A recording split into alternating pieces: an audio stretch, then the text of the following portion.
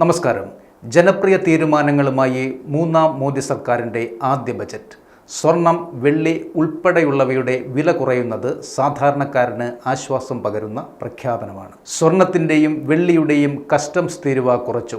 സ്വർണത്തിൻ്റെയും വെള്ളിയുടെയും customs തീരുവ 6% കുറയ്ക്കുമെന്നാണ് ധനമന്ത്രി നിർമ്മല സീതാരാമൻ ബജറ്റിൽ പ്രഖ്യാപിച്ചത്.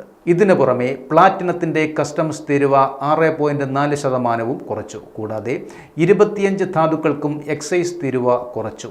അമോണിയം നൈട്രേറ്റിലുള്ള തീരുവയും കുറച്ചു. ബജറ്റിന് പിന്നാലെ രാജ്യത്ത് സ്വർണ്ണവിലയിൽ കുറവ് രേഖപ്പെടുത്തി. 1 പവൻ സ്വർണത്തിന് 250 വരെയാണ് കുറഞ്ഞത്.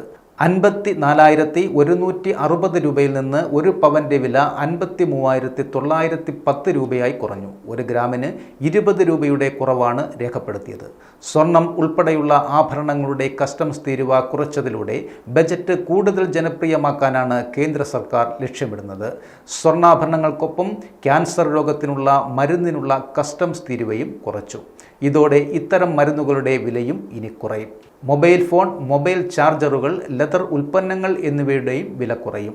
നേരത്തെ ബജറ്റിന് പിന്നാലെ ഓഹരി വിപണിയിലും ഇടിവ് രേഖപ്പെടുത്തിയിരുന്നു.